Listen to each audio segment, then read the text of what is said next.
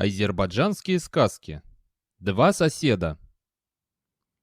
Жили-были в одном государстве в давние времена два соседа. Один из них обманом, нечестным путем разбогател и стал купцом. Другой сосед честным трудом возвел себе дом, разбил сад, стал садовником. Однажды между соседями разгорелся спор. Купец говорит: «Послушай, сосед, вижу я, как ты днем и ночью в поте лица своего трудишься. Дай-ка я научу тебя легко зарабатывать деньги». «И как это?» — спросил садовник. «Покупай дешево, продавай дорого, обманывай людей, любыми путями стремись урвать побольше. Вот тогда и богатство твое приумножится. И спокойнее на душе станет», — поучал купец. «Не, сосед», — отвечал садовник, — «не хочу я такого богатства. Человек должен зарабатывать деньги только честным трудом». Но купец не соглашался с этим. Долго они спорили так. Наконец, купец предложил: «Давай выйдем на дорогу и спросим у первых трех встречных, кто из нас прав. Если скажут, что прав ты, отдам тебе все свое добро. Если же буду прав я, заберу все твое». На это мы порешили. Вышли на дорогу. Долго ли, коротко ли шли они, повстречали на дороге юношу. Купец сказал: «Рассуди-ка нас, сынок. Я говорю, что богатство лучше накопить грабежом. А вот сосед мой утверждает, что добро необходимо наживать честным трудом. Кто из нас прав?» «Конечно, прав ты, господин купец», — ответил юноша. «Ну, что я тебе говорил?» — произнес купец, повернувшись к соседу.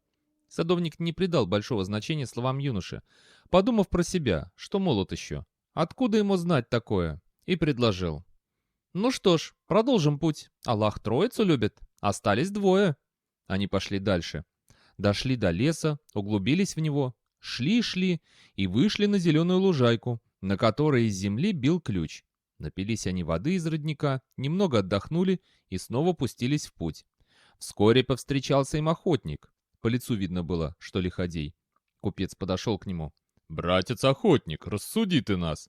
Я говорю, что богатство лучше копить хитростью, нечестным путем, а вот садовник утверждает, что честный путь лучше. Ответь-ка, кто из нас прав?»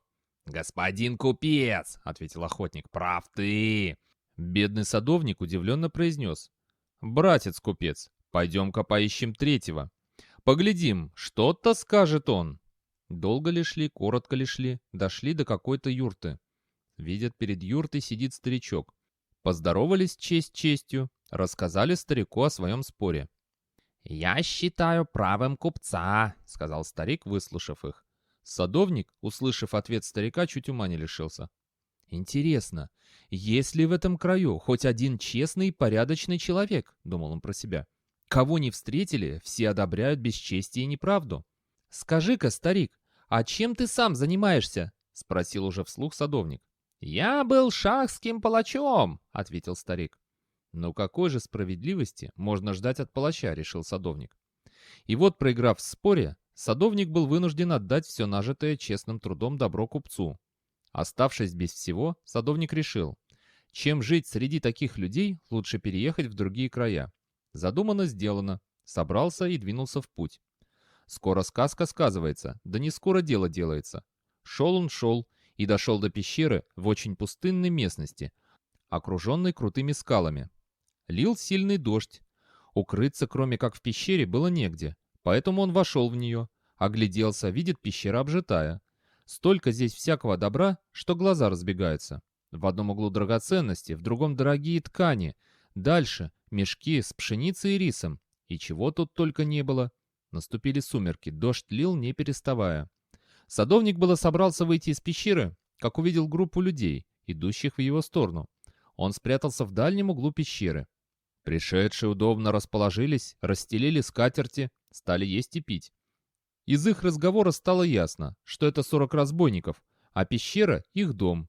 Разбойники стали обсуждать план ограбления шахской сокровищницы.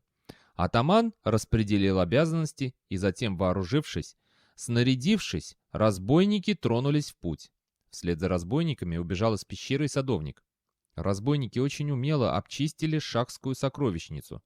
Погрузили они награбленное на верблюдов и привезли в свою пещеру. Утром повсюду разнесся слух, что ночью была ограблена сокровищница падишаха. Падишах собрал весь дворовый люд и приказал разыскать разбойников. Главный визирь падишаха выступил вперед и, поклонившись, сказал: «Да продлится жизнь падишаха. Не новое это дело. Вот уже несколько лет эти разбойники грабят народ, никто не может их поймать. Неизвестно даже, где они обитают». «Ничего знать не хочу», — сказал падишах. «Пусть войско обыщет весь город и разыщет разбойников хоть под землей». А слушаться падишаха было нельзя. Поэтому визирь, советники, все придворные, взяв по отряду воинов, разошлись на поиски разбойников. 7 дней, 7 ночей продолжались поиски, но разбойников и след простыл. Все несолоно хлебавшие вернулись во дворец. А бедный садовник по дороге в город только и слышал об ограблении шахской сокровищницы. Хорошо зная о случившемся, садовник пришел ко дворцу, попросил отвезти его к шаху. Поклонившись, он сказал: «Да продлится жизнь падишаха. Я знаю, где скрываются разбойники, ограбившие твою сокровищницу». Шах воскликнул: «Если это правда, половина сокровищ твоя». «Да продлится жизнь шаха», — ответил садовник. «Мне не нужно никаких сокровищ. Недалеко от твоего города есть пещера. В ней проживают 40 разбойников. Сокровища твои они унесли и спрятали в этой пещере». Шах немедля отправил к пещере 9999 вооруженных мечами всадников. Шахские воины нашли в пещере, кроме шахской казны, много другого добра, но ни одной живой души там не было. Устроили засаду, но разбойники так и не появились. Тогда нагрузили все, что было в пещере, на верблюдов и привезли во дворец. Падишах был беспредельно рад. «Ну, странник», — сказал падишах садовнику, — «я держу свое слово. Половина этого добра твоя».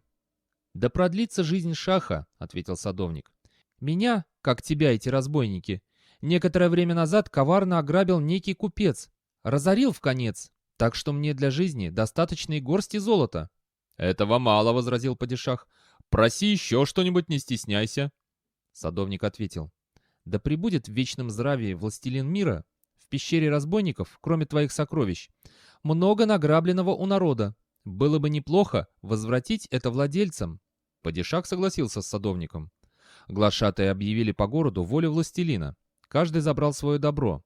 Садовник же взял пожалованное ему шахом золото и двинулся в обратный путь. 3 дня и 3 ночи шел он и дошел до родного города.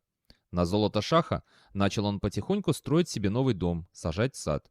За короткое время восстановил он свой былой достаток.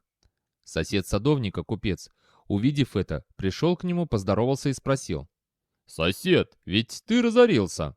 Откуда же у тебя это богатство?» Садовник знал, как жаден купец. Видит, что и сейчас он замышляет очередную хитрость. И отвечает: «В таком-то городе на протяжении нескольких лет орудовали 40 разбойников, грабили они народ. Дошло дело до того, что обчистили они и шахскую сокровищницу. Случайно я узнал, где скрываются разбойники, и сообщил об этом падишаху. Шахская челядь, уничтожив разбойников, вернула людям их добро, а люди в знак признательности одарили меня. Если хочешь, пойди в этот город и говори каждому встречному, что это ты сообщил о месте пребывания разбойников. Люди одарят и тебя золотом, серебром. Так ты, не ударив палец о палец, умножишь свои богатства». Жадный купец, поверив садовнику, вернулся домой, захватил свой хурджун и двинулся в тот самый город. У городских стен повстречал 3 людей. Подошел он к ним и говорит: «Знаете ли вы, кто я?» Не знаем», — ответили люди. «Я тот, кто показал падишаху пещеру 40 разбойников», — говорит купец. Оказывается, эти 3 были из 40 разбойников. «Ах, радость какая!» — воскликнули разбойники, не желая упускать случая. «Да мы же тебя повсюду ищем. Покажи-ка нам свой дом. Мы столько подарков тебе натаскаем, что некуда будет складывать». Купец сказал, где живет, а разбойники созвали своих товарищей и прямиком направились к дому купца. Унесли они из купеческого дома все, что можно было унести, а самого хозяина избили до полусмерти. 3 дня и 3 ночи лежал бездыханный купец, чуть Богу душу не отдал. Но постепенно поправился. Садовник пришел проведать купца. «Видишь, что со мной приключилось?» — воскликнул купец, завидя соседа. «Я давно знал, что так будет, господин купец», — ответил садовник. «Нечестно нажитое так и теряют».